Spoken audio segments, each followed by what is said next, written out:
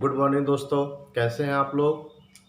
ठीक है, आज हम फिर से एक बार एक ठोस के छठे टॉपिक के साथ आप लोगों के साथ हाजिर हुआ हूं। आइए देखते हैं आज का हमारा क्या टॉपिक है। आज का हमारा टॉपिक है कि विभिन्न एकक सेल। एकक सेल का मतलब होता है इकाई सेल। हमने कल बताया था इकाई सेल, उसी को एकक सेल भी कहते हैं। या यहाँ लिख देते हैं हम इकाई सेल, ठीक है, में परमाणुओं की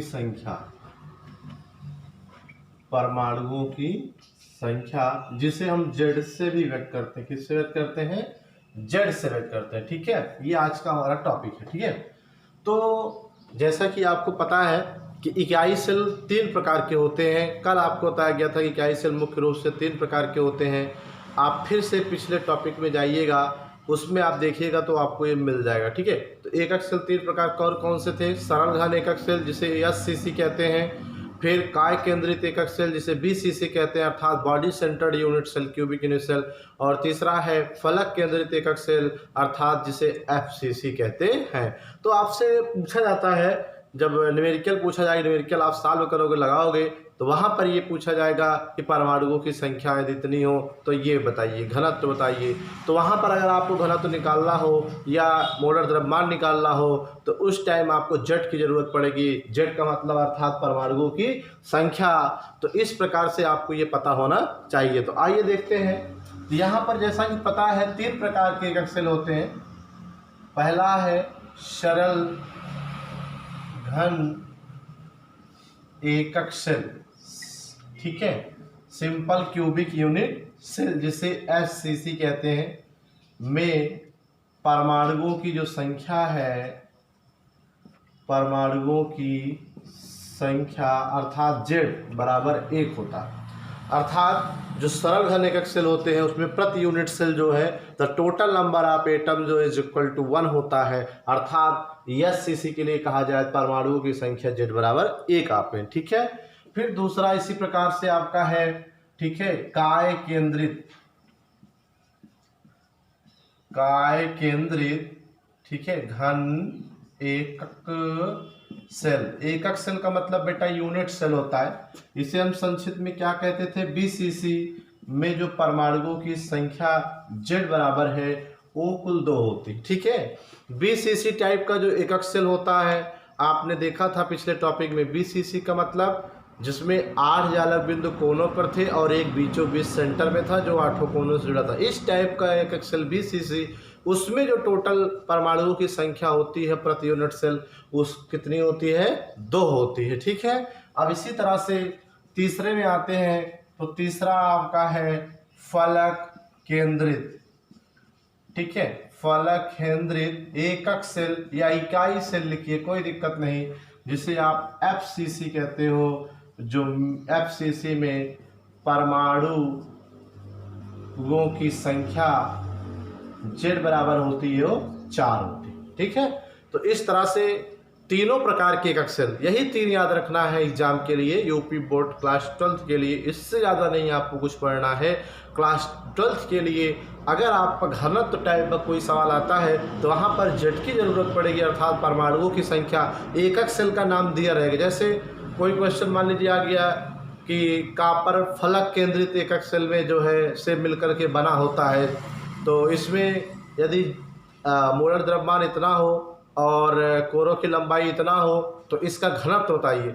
तो वहाँ पर आपको परमाणु की संख्या की जरूरत पड़ेगी। ठीक है, जैसे यहाँ पर अगर आप ध्यान दीजिए तो D is equal to Z into M upon N into a cube, ये घनत्व निकालने का फार्मूला है।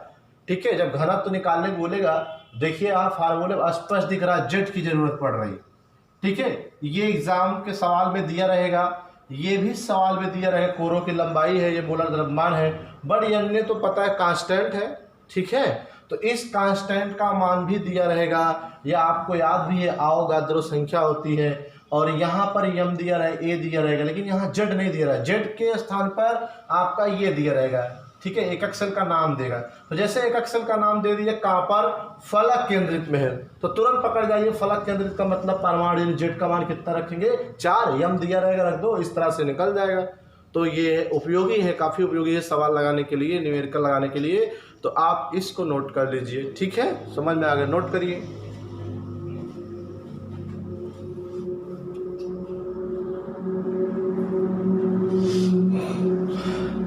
नोट कर लिया आप लोगों ने, अभी से हम मिटाते हैं, चलते हैं नेक्स्ट टॉपिक की ओर। तो आज हमने परमाणुओं की संख्या देखा। याद करना बिल्कुल आसान है, बहुत रटना नहीं है। जैसे कि आपको पहले पता है कि एससीसी पहले आता है, फिर बीसीसी आता है, फिर एफसीसी। अगर ये क्रम याद हो गया तो परमाणु भी याद हो गया, क्योंकि यस मतलब पहला, तो पहले में पहला, फिर बीसीसी में दूसरा, दूसरे में दूसरा, और एफसीसी तीसरा है, तो दूसरे में 2 था, 2 दूनी 4, यानी एक एक कम एक दुक्के 2, 2 दूना 4। आप इस तरह से याद रख सकते हो, ठीक है। इस तरह से हम चलते हैं नेक्स्ट टॉपिक की ओर, जो कि हमारा आज का नेक्स्ट टॉपिक है। नेक्स्ट टॉपिक है विभिन्न एकक सेलों, यहाँ पर विभिन्न एकक सेलों, ठीक है, के कोरों की लंबाई व त्रिज्या में संबंध, ठीक है। यहाँ पर जो कोरों की लंबाई है स्मॉल है और त्रिज्या आर, आपको पता होगा, ठीक है। तो आइए देखते हैं कि जो तीनों टाइप के एकक सेल है हमारे, एससीसी, बीसीसी और एफसीसी, इस प्रकार के एकक सेल में जो परमाणु होते हैं वो, ठीक है, उसके परमाणु की त्रिज्या और कोरों की लंबाई जो है, ठीक है, उसमें क्या रिलेशन होता है, ठीक है। तो यहाँ पर जैसे कि पहला आपको पता है कि यहाँ पर हम लिख देते हैं एकक सेल चार्ट बना लेते हैं, एकक सेल का नाम, ठीक, और दूसरी तरफ लिखते हैं एकक सेल के, ठीक है, कोरों की लंबाई यानी ए व त्रिज्या, ठीक है, यहाँ हटाते हैं इसे, व त्रिज्या आर में संबंध, ठीक है। आर का मतलब त्रिज्या, रेडियस आप लोगों ने पढ़ा होगा, ठीक है, और यहाँ पर ए कोरों की लंबाई, अर्थात ए व आर में रिलेशन जानना है। तो जैसे कि आप पता है कि 3 टाइप के एकक सेल होते हैं, 1 2 3। पहला है एससीसी, दूसरा है बीसीसी और तीसरा है एफसीसी। तो जो एससीसी होता है अर्थात सिंपल क्यूबिक यूनिट सेल होता है, सरल घन एकक सेल, उस टाइप का जो एकक सेल कोर की लंबाई ए में रिलेशन होता है are is equal to A/2 होता है, ठीक है। यही वो समीकरण है जो सरल घन एकक सेल के कोरों की लंबाई और आर में संबंध दिखाता है। तो एससीसी के लिए ये पूछा जाए तो आप लिखोगे are is equal to A/2, ठीक है, ये ए है स्मॉल। फिर बीसीसी के लिए इसी प्रकार होता है R/, ठीक है, अंडर रूट। यहाँ पर जैसे कि बीसीसी का पूरा नाम भी आपको पता होगा, बॉडी सेंटर्ड यूनिट सेल होता है। क्या होता है? Body centred unit cell. इसके लिए अंडर रूट 3/4 इंटू ए होता है। और इसी तरह एफसीसी के लिए जो त्रिज्या आर बराबर होता है अंडर रूट 2/4 इंटू ए होता है, ठीक है।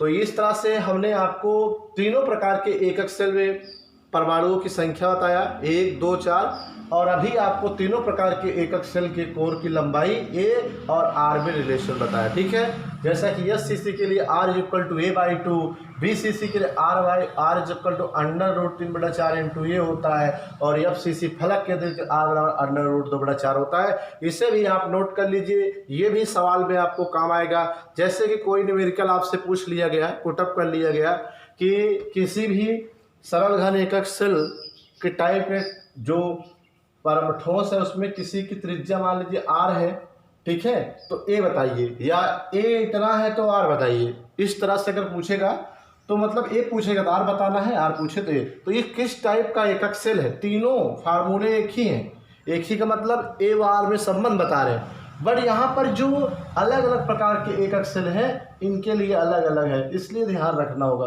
कि क्वेश्चन में किस टाइप का एकक सेल पूछा गया है, उसी टाइप का हमको क्या करना है, फार्मूला अप्लाई करके क्वेश्चन को ठीक है सॉल्व कर लेना है। ठीक है, इसे भी नोट कर लीजिए।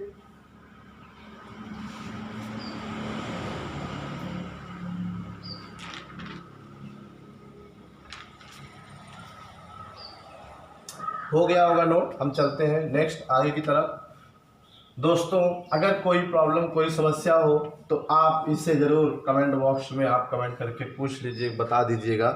ठीक है, फिर हमारा जो नेक्स्ट टॉपिक है आज का तीसरा टॉपिक, तो वो है एकक सेलों के ठीक है घनत्व का परिकलन। ठीक है, तो इसका मतलब है कि the density calculation of different unit cell, मतलब जो विभिन्न प्रकार के एकक सेल होते हैं उनमें जो परमाणु होते हैं उनकी जो घनत्व का परिकलन करना है, उस घनत्व के परिकलन का यहाँ पर एक फार्मूला होता है, हम लिख रहे हैं, देखिएगा।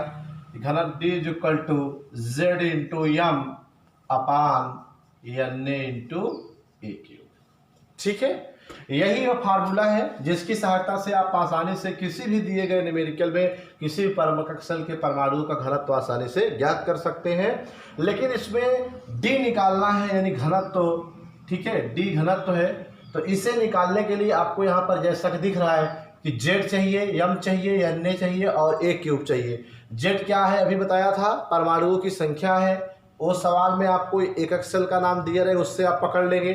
ठीक है, अगर M दिया रहेगा सवाल मोलर द्रव्यमान है, और NA अवोगाद्रो संख्या नियतांक है, ये भी दिया रहेगा, और A जो है कोरों की लंबाई है, ये भी दिया रहेगा। तो इसका मतलब है कि अगर हमको Z, M, NA और ये चारों वैल्यू ज्ञात हो या मिल जाए तो हम आसानी से D का परिकलन कर लेंगे। ठीक है, तो यहाँ पर आइए देखते हैं यूनिट क्या है, वेयर एज। ठीक है, D is equal to density, यानी D क्या है आपका घनत्व है, और Z इज इक्वल टू ठीक है नंबर ऑफ एटम है। नंबर ऑफ एटम का मतलब क्या है, परमाणुओं की संख्या है। ठीक है, परमाणुओं की संख्या है, और NA क्या है, अवोगाद्रो संख्या है। ठीक है, मतलब एवोगैड्रो कांस्टेंट है। ठीक है, मतलब नियतांक, अवोगाद्रो नियतांक। ठीक है, फिर आपका बचा ए क्या है, कोरों की लंबाई है, लेंथ ऑफ एज। ठीक है, अर्थात कोरों की लंबाई। ठीक है, तो इस तरह से आप घनत्व निकाल सकते हो। ठीक है, यहाँ पर आज के लिए हम आपके लिए जो ये 3 टॉपिक का अध्ययन किया, ये बहुत ही इम्पोर्टेंट है, खासकर न्यूमेरिकल लगाने के लिए। तो आप इसे नोट कर लीजिए और इसे लर्न कर लीजिए, फिर कोई प्रॉब्लम होती तो आप फिर से बताइएगा। ठीक है, कमेंट बॉक्स में इस तरह से इसको भी आज नोट कर लीजिए। ठीक है।